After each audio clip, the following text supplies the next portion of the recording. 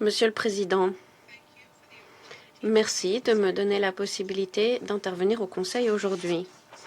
Qu'il me soit permis de remercier le représentant permanent du Soudan et le remercier de sa participation. Excellences, Mesdames et Messieurs, la semaine dernière, j'étais dans l'est du Tchad et je rencontrais une petite fraction seulement des ressortissants du Darfour subissant un cycle effarant de violence. Dans les camps de réfugiés à Gosbeda et à Fashana, j'ai discuté avec des femmes, des hommes et des enfants du Darfour. J'ai entendu leurs expériences et j'ai pu comprendre comment la justice pouvait contribuer à endiguer les violences subies par leur communauté. Parmi ces personnes que j'ai rencontrées, il y avait des personnes déplacées des camps de Aféré, d'Abou Tengue, de Métché, d'Alatcha, de Kerfi, de Gazamir et de Zabout.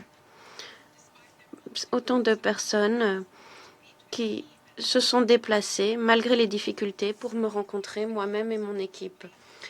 Ces discussions ont été profondes et difficiles à entendre. Ces personnes continuent de subir les conséquences de leur fuite. Ces personnes vivent dans des conditions profondément difficiles, luttent au quotidien pour obtenir alimentation, eau, éducation pour leurs enfants, tout en aspirant à regagner leur patrie en toute sécurité. C'est le désespoir qui prévaut dans ces camps.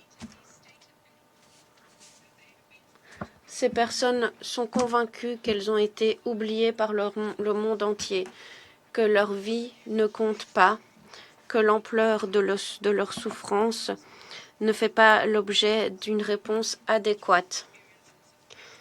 Et nous avons pu entendre parler des souffrances infligées qui sont le reflet de la souffrance générale de la population du Darfour, y compris les souffrances de ces personnes qui ont vu leurs parents mourir, leurs mères violées sous leurs propres yeux, autant de personnes sacrifiées comme du bétail, des hommes emprisonnés, brûlés ou enterrés vifs, des femmes qui ont évoqué être violées à maintes reprises, et des enfants directement pris pour cible, violés et traumatisés par ce dont ils ont été les témoins.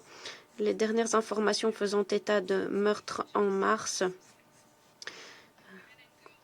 ont été rapportées par les habitants de ces camps. Les femmes et les enfants constituent la majorité de ces camps. Leurs témoignages reflètent l'ampleur des crimes de grande ampleur qui ont poussé le Conseil à renvoyer cette situation à la CPI en 2005. C'est aussi la preuve d'atrocités odieuses commises dans l'ensemble du Darfour. Des crimes similaires ciblant les mêmes communautés. Ce sont les mêmes mécanismes visant à infliger souffrance et humiliation. Une personne m'a dit que c'était devenu intolérable, qu'il souffrait depuis 2003. En su des douleurs subies, une autre émotion ressort, la peur que le pire, cela semble incroyable, reste encore à venir, la peur que le monde pourrait à nouveau être le témoin de la reprise des violences contre les habitants du Darfour. Nous sommes conscients de la situation à El Obed et nous l'avons déjà vu par le passé. C'est un schéma clair. Plus de crimes indicibles vont être commis.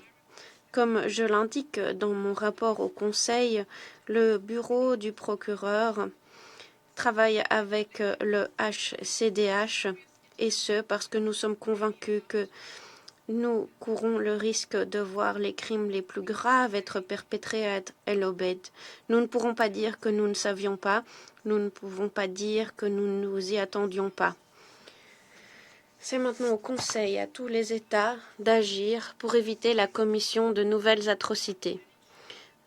et d'assumer les responsabilités pour que ces personnes qui risquent à de nouveau subir ces violences soient protégées. Nous ne devons pas nous détourner de ce devoir moral et légal. Nous ne pouvons pas tolérer un nouveau Al-Janina.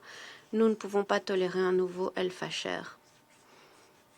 Monsieur le Président, Excellences, après avoir discuté avec autant de personnes qui ont tant souffert et qui craignent encore le pire, il peut sembler naturel de se sentir impuissante. Mais ce n'est pas le sentiment qui m'habite après ces rencontres. J'ai été profondément émue de discuter avec ces hommes, ces femmes, ces enfants qui ont été victimes des pires crimes, faire état de la frustration, mais surtout représenter la valeur qu'ils représentent pour la justice et les travaux de la CPI. J'ai pu le confirmer quant à leurs sentiments suite à la condamnation de M. Abdulrahman, ou connu sous le nom d'Ali Kouché, pour crimes de guerre et crimes contre l'humanité. Comme le disait un homme, c'est une victoire pour notre peuple. Les attentes sont élevées alors que les communautés se tournent vers les procédures en cours à la CPI, et ce, en l'attente de véritables réparations, de mesures clés.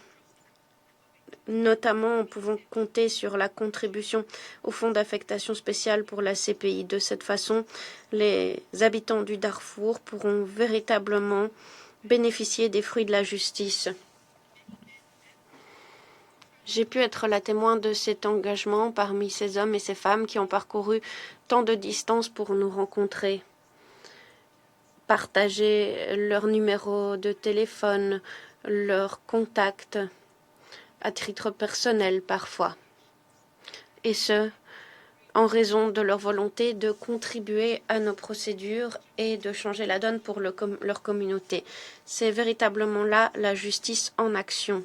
Excellences, mesdames et messieurs, c'est dans cet esprit de partenariat, lors de mes discussions avec ces victimes, que je leur ai expliqué que notre bureau travaille le plus rapidement possible pour la reddition de comptes suite à ce que ces personnes ont traversé. Nous n'allons jamais rechigner à garantir la reddition de comptes pour les crimes commis à El-Fasher en 2025, à Al-Janina en 2023, sans oublier les crimes qui ont été perpétrés il y a plus de 20 ans, dont les stigmates et les conséquences attisent encore les flammes du conflit aujourd'hui. J'ai pu confirmer à ces victimes, comme je le fais aujourd'hui dans mon intervention, que le bureau a pris des mesures décisives ces derniers mois, y compris la tenue d'entretiens avec des témoins clés, ce qui nous permet d'établir des liens entre les crimes récents perpétrés au Darfour avec des personnes hautement placées. Évidemment, les règles en vigueur me limitent quant à ma liberté d'intervention au sujet des possibilités de mandat d'arrêt à émettre. Il faut donc tenir compte de cette situation. Et le rapport présenté au Conseil doit être interprété sous le même angle. Quoi qu'il en soit, je puis vous dire que nous constatons des progrès tangibles dans nos enquêtes. C'est un véritable changement de paradigme, c'est une avancée qui fait passer un message fort aux auteurs de ces attaques, à ceux qui les ont commanditées ou à ceux qui, à distance, ont soutenu la commission de ces atrocités en pensant jouir de l'impunité. Le message est que ces personnes se sont trompées. Nous allons nous assurer que les plus hauts responsables rendent des comptes. Des preuves supplémentaires ont pu être collectées pendant la période au rapport, ce qui permet de renforcer nos conclusions. à savoir que tant des crimes de guerre que des crimes contre l'humanité ont été perpétrés à Al Jenin et à Al Fasher. Comme je l'ai expliqué à ces victimes, cette situation et ce progrès est le fruit d'une stratégie d'investigation visant à s'assurer que les résultats de notre enquête tiennent compte de l'ensemble des mesures de persécution et de déplacement subis par certaines communautés du Darfour.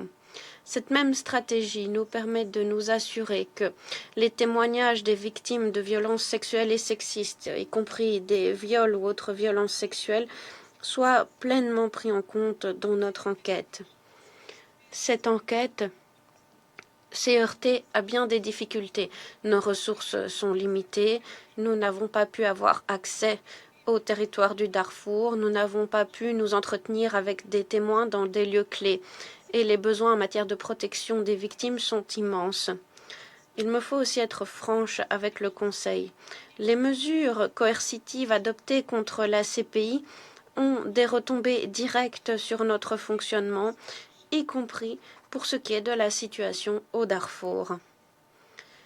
Mais j'en suis convaincue, malgré ces difficultés, et étant donné l'ensemble de preuves collectées, y compris plus de 130 entretiens avec des victimes, des images satellites, d'autres preuves, des documents audiovisuels et autres actifs numériques, nous pouvons maintenant confirmer la gravité et l'ampleur des souffrances subies par les communautés rencontrées cette semaine.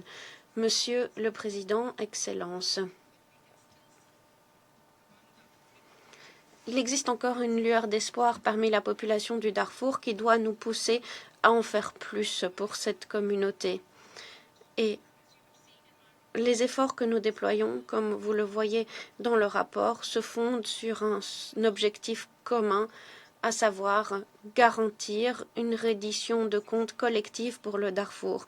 Ces 6 derniers mois, nous avons pu constater que le partenariat avec différents acteurs a permis d'accélérer nos activités. Une coopération accrue avec les organisations de la société civile, y compris avec celles qui sont au plus près des communautés touchées, nous a permis de trouver de nouvelles pistes et de modifier la stratégie de nos enquêtes. Nous avons également pu recourir à l'utilisation de sources publiques.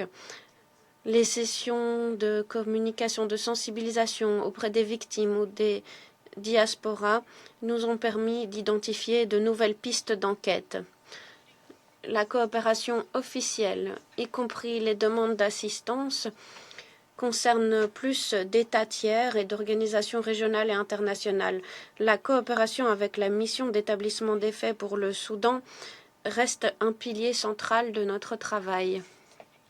Il me faut saisir cette occasion, Monsieur le Président, pour remercier tout particulièrement le gouvernement du Tchad pour son appui infaillible en faveur des travaux du bureau du procureur pour la situation au Darfour. Pendant ma mission, j'ai pu rencontrer son Excellence le ministre des Affaires étrangères. À l'occasion de cette réunion, j'ai pu me féliciter de l'assistance fournie par le Tchad pour les activités que nous menons, conformément au mandat qui nous a été confié par le Conseil de sécurité. Et j'ai pu aussi prendre en compte la situation dans les camps. Lors de ma discussion avec le garde des Sceaux, nous avons déterminé comment le Tchad et la CPI peuvent encore renforcer leur coopération. Il a été convenu d'élaborer un nouveau cadre de coopération qui permettra à notre bureau de fournir un appui aux autorités nationales du Tchad pour ce qui est des enquêtes sur les violences sexuelles et sexistes. C'est bel et bien sur ce genre de type de coopération bilatérale que nous comptons. Notre bureau remercie très sincèrement tous les partenaires pour leur contribution en faveur de la justice pour la population du Darfour. Cette coopération va encore se renforcer dans les prochains mois et j'appelle tous les États à appuyer ces efforts. Et je vous invite notamment à appuyer l'organisation d'entretiens avec les victimes et les témoins sur vos territoires. Je remercie également tous les partenaires des Nations Unies dont l'appui est indispensable pour notre travail. Monsieur le Président, Excellences, dans mon rapport, j'ai également indiqué que la coopération du Soudan reste positive. Cela s'est traduit par le déploiement d'une équipe à Port-Soudan ainsi que la collecte d'informations indispensables à notre enquête. J'aimerais donc remercier le gouvernement du Soudan pour sa coopération qui va demeurer indispensable dans les mois à venir. J'aimerais également rappeler l'appel fait aux forces d'appui rapide à qui nous demandons de coopérer avec le Bureau. Ces derniers mois, nous n'avons constaté aucune action reflétant une quelconque volonté de coopération. Il s'agit non seulement d'une tentative de saper notre travail, mais c'est aussi une violation claire de la résolution 1593. J'en profite également pour mentionner au Conseil l'annonce d'hier visant à abandonner les charges contre M. Aboubacar al-Noura concernant la situation précédente au Darfour. Cela fera l'objet d'une conférence de presse la semaine prochaine et de plus amples détails apparaîtront dans notre prochain rapport. Monsieur le Président, Excellences, si vous me le permettez, j'aimerais conclure en évoquant ce qui m'a le plus frappé lors de mes rencontres avec les réfugiés du Darfour au Tchad. C'est souvent lors des moments les plus sombres et malgré les échecs dont ces personnes ont été les témoins et malgré les violences subies, qu'il persiste un espoir selon lequel notre travail pourrait leur laisser croire que le monde chérit leur existence. C'est la conviction de ces communautés, pourtant contraires à leur expérience, qui ne nous permet donc à aucun de nous de baisser les bras ou de tenter de saper les efforts de ceux qui épaulent les communautés du Darfour pour garantir la justice. Un homme m'a fait passer un message très clair qui s'adresse à vous. Il m'a dit « La justice est ce dont nous avons besoin au Darfour. Pour cela, il faut que tous les pays s'unissent pour nous aider, pour aider la CPI. »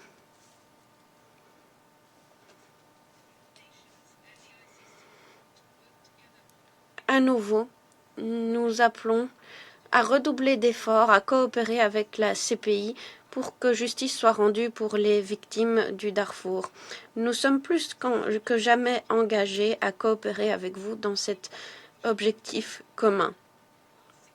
Sur la base des progrès obtenus ces 6 derniers mois, nous allons exploiter nos acquis et c'est inspiré du courage des personnes que j'ai rencontrées cette semaine que nous allons démontrer à la population du Darfour qu'elle avait raison de nous faire confiance. J'appelle tous les pays du Conseil, tous les pays des Nations Unies et tous les partenaires plaidant en faveur de la reddition de comptes à répondre à ces appels de la population du Darfour. Je vous remercie.